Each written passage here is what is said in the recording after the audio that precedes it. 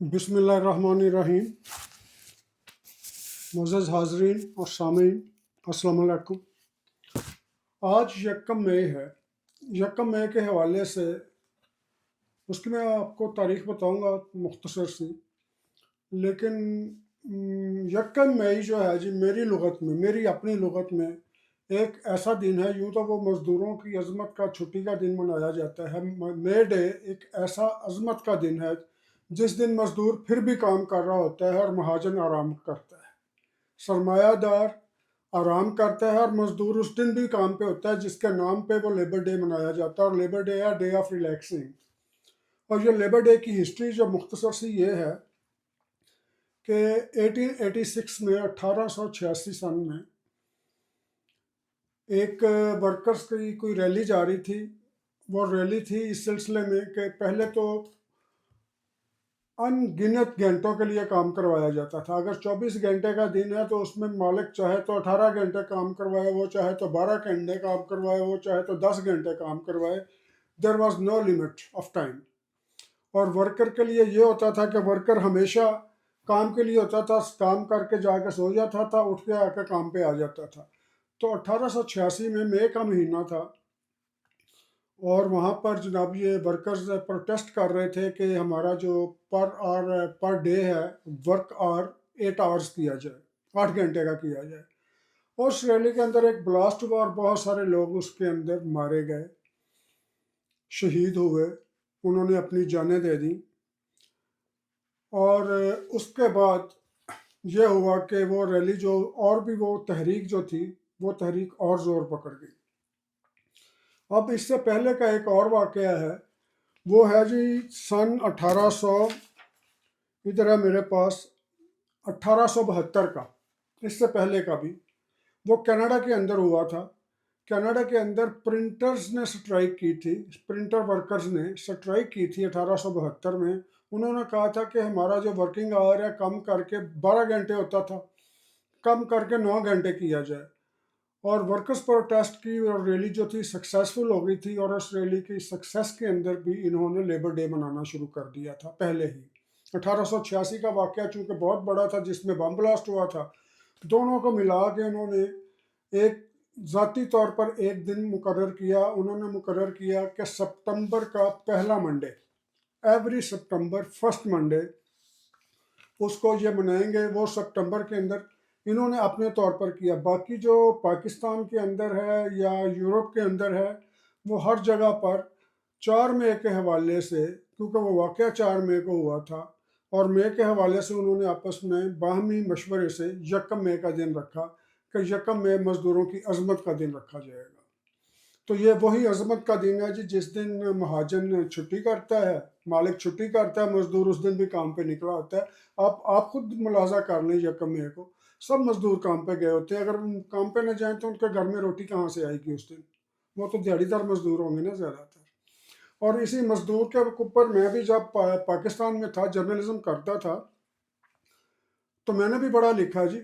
मैं भी इन रैलीज में जाया करता था, बड़ी कवर किया करता था, तो बड़े शौक से करता था लेबर डे की कवरेज में, और बड़ा कुछ लिखा करते थे, दोस्त भी लिखते थे, हम भी लिखते थे। लेकिन मज़दूर की अज़मत का जो अंदाज़ा मुझे कनाडा में आके हुआ है, मुझे पाकिस्तान में नहीं था। और शायद आप भी पाकिस्तान में रहते हुए इसका अंदाज़ा ना कर सकें। तमाम हक़ाइक़ अपनी जगह, जॉब अपॉर्चुनिटीज़ का बहुत कम होना अपनी जगह, मालिकों का रवैया ठीक ना होना अपनी जगह, लेकिन जो मज़दूर की अज़मत है उसका मुझे यहाँ आके अंदाज़ा हुआ। और मुझे इस बात का भी यहाँ पे उस वक्त अंदाज़ा हुआ कि यहाँ पर सैटरडे और संडे की छुट्टी क्यों होती है। उसकी और भी बहुत रीज़न्स हैं, लेकिन मज़दूर के हवाले से मैं एक अपना वाक़या सुनाता हूँ आपको, अपना ज़ाती वाक़या। जब मैं नया नया आया था यहाँ पर तो कोई जॉब नहीं थी, तो बहुत से लोगों की तरह मैं भी जॉब ढूंढने चला गया। मुझे मेरे एक दोस्त हैं ताहिर साहब, तो ताहिर साहब ने मुझे कहा कि एक वेयर हाउस में काम करता हूँ, तो वेयर हाउस के अंदर मैं आपको भी जॉब दिलवा देता हूँ।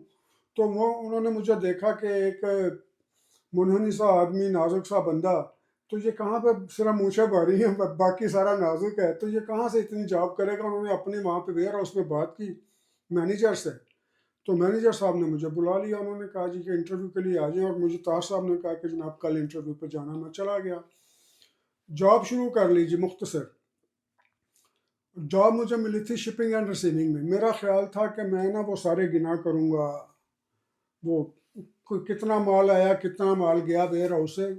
हया था माशाल्लाह, मैं उनका नाम लेके बात नहीं कर रहा, वो मेरे मैनेजर भी, वो पाकिस्तानी मैनेजर थे, और मेरा सुपरवाइज़र भी पाकिस्तानी था। तो बहरहाल जी वहाँ पर गए, तो पहले दिन की मैं आपको अपनी कारकर्दगी बताता हूँ। मैनेजर साहब ने, जनाब मैंने नया नया पाकिस्तान से गया था, और आप खुद इमेजिन कर लें कि वो पाकिस्तान से नया नया बंदा बहू बन के वहाँ पे जाता है, बहू बन के निकलता है। मैं घर से जनाब वही ब्लैक पैंट और नेवी ब्लू शर्ट और पॉलिश वॉलिश किए हुए शूज़, साथ मैंने रेबन शेबन लगाई हुई, मैं इंटरव्यू के लिए जा रहा हूँ।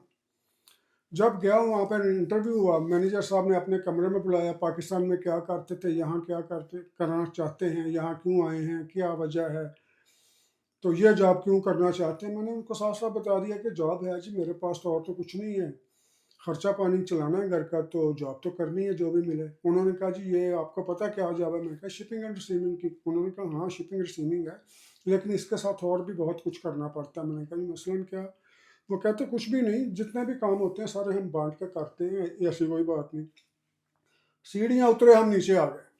तो जब नीचे आए तो मैं और मैनेजर साहब आगे गए। मैनेजर साहब ने पीछे एक कोने में लेफ्ट साइड पे ना, वेयर हाउस के लेफ्ट साइड पे मुझे ले गए। मैंने कहा मुझे वैसे ये राउंड करवा रहे हैं ना।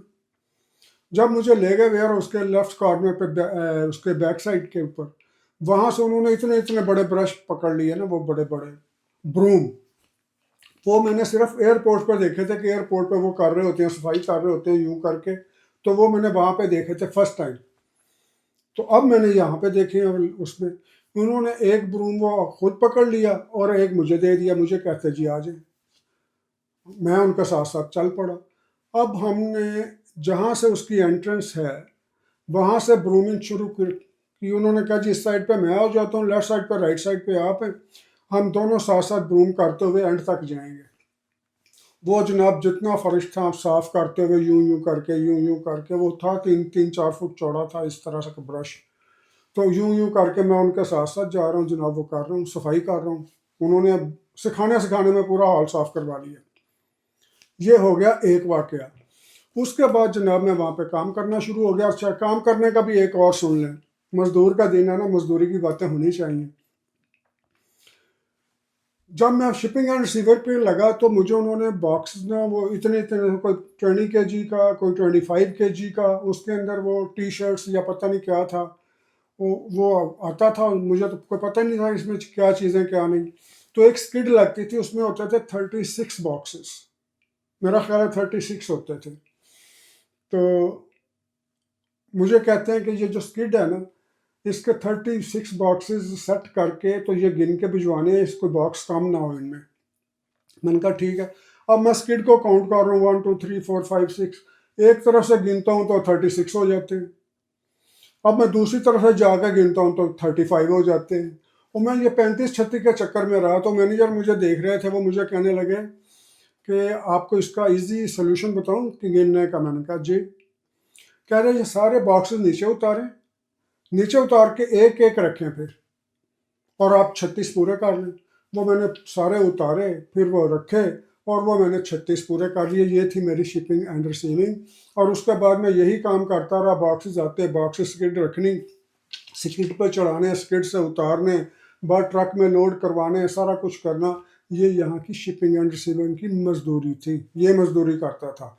इसी का एक और वाक़या, मलिक शहजाद साहब थे हमारे, वो वहाँ पे काम करते थे। वो बड़ा छोटा सा ना, वो नन्हा सा मासूम सा लड़का था। तो अब तो माशाल्लाह बड़े हैं, बच्चों वाले हैं। तो वो बीमार हो गए, 3-4 दिन हो गए वो नहीं आए छुट्टी की। 3-4 दिन बाद आए। तो मैंने मलिक शहजाद से कहा, जैसे हम पूछते हैं खैरियत पूछते हैं, मैंने कहा मलिक साहब खैरियत है। कहते मेरी तबीयत ख़राब हो गई थी, मैं बीमार हो गया था, तो इसलिए मैंने छुट्टी की। तो मैंने कहा अब तबीयत कैसी है। तो ये मैं पूछ ही रहा था, मेरा सुपरवाइज़र मेरे पास आ गया। मैं उससे थोड़ा सा पूछ रहा था, चलो बंदे को पुरसा हो जाता है, खैरियत कोई पूछ रहा है। तो मेरा सुपरवाइज़र आया, कहता व्हाट आर यू डूइंग। मैंने उससे कहा, मैंने कहा जी मैं बीमार थे तो उनकी ज़रा खैरियत पूछ रहा था। उन्होंने कहा जी आर यू अ डॉक्टर। मैं कहा नहीं। तो कहते ये डॉक्टर की जॉब है, आपकी जॉब नहीं है। जो आप अपनी जॉब करें, ये डॉक्टर पूछेगा उससे कि तबीयत कैसी है कैसी नहीं है। उस दिन का सबक लिया मैंने जनाब। आज तक मैं ड्यूटी के दौरान किसी से नहीं पूछा कि भाई आपकी तबीयत कैसी है, सिवाय दूर से हेलो हाय करने के और कुछ नहीं। तो ये यहाँ पर मजदूरी है, और मजदूरी अगर ये 8 घंटे की है तो इसका मतलब है 7 घंटे 7 hours 59 minutes। नो, 8 मीन्स 8, एक भी मिनट कम नहीं और एक भी मिनट ऊपर नहीं। और जो आप 8 घंटे काम करते हैं वो सिर्फ आप काम करते हैं। जो उसमें टी ब्रेक मिलती है या लंच ब्रेक मिलती है 15 मिनट की या आधे घंटे की, वो बेशक नहीं काउंट होती। लेकिन 8 घंटे मजदूरी करने का काम है, 8 घंटे काम करना।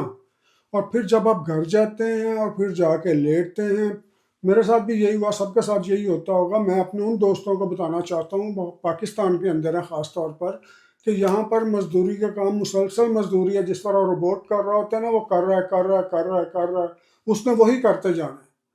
तो अब ऐसे बंदे को अगर 2 दिन की छुट्टी, सैटरडे और संडे, मैं समझता हूँ कि सिर्फ सैटरडे के अंदर उसकी थकावट नहीं उतर सकती। इसलिए शायद इसलिए ये 2 छुट्टियाँ देते हैं, और 2 छुट्टियाँ दे के वो 4 दिनों का ज़्यादा काम ले लेते हैं। तो ये था, मैं मज़दूर की अजमत पे बात कर रहा था। तो ये मज़दूर की अजमत है जी। और पाकिस्तान में ये है कि मज़दूर मज़दूरी वाले दिन भी कमाई के लिए, बच्चों के रोज़गार के लिए मज़दूरी कर रहा होता है। आज से तमाम वर्ग को मेरी तरफ से बहुत बहुत सलाम। अब एक और मज़दूर है जी पाकिस्तान का। वो पाकिस्तान का मज़दूर है जी जो पाकिस्तान की मेजॉरिटी है। ना सिर्फ पाकिस्तान की मेजॉरिटी है, पाकिस्तान के पार्लियामेंट में भी मेजॉरिटी में बैठा वो अजीबोगरीब मज़दूर है, उसका नाम है किसान। और पाकिस्तान में किसान के साथ हमेशा ही कभी गन्ने की फसल पे हो जाता है, ये शुगर मिल वाले करवा लेते हैं। कभी ये इसकी गंदम की फसल पे हो जाता है, ये फ्लोर मिल्स वाले करवा लेते हैं। अब 15 मार्च को पाकिस्तान के अंदर दर आमद की गई, इम्पोर्ट की गई गंदम एक मंगवा ली गई। जबकि ठीक 30 दिन बाद, आफ्टर राइट 30 डेज, ये हमारी अपनी फसल आ रही है। तो वो 30 दिन पहले मंगवाने की वजह क्या है? क्योंकि अब पंजाब के अंदर किसानों से फसल नहीं खरीदी जा रही, किसानों से गंदम नहीं खरीदी जा रही। किसानों को अगर गंदम वो पड़ती है, मिनिमम पड़ती है, उनके खेत के अंदर सफाई करके सारा कुछ करके 4700 रुपी पर मन, या 40 किलोग्राम के ऊपर 4700 की उनको पड़ती है। और गवर्नमेंट कह रही है कि हम आपसे 3600 की खरीदेंगे, वो भी लिमिटेड। अब ज़्यादा नहीं, लिमिटेड खरीदेंगे, क्योंकि हमारे पास ऑलरेडी बड़ी गंदम है।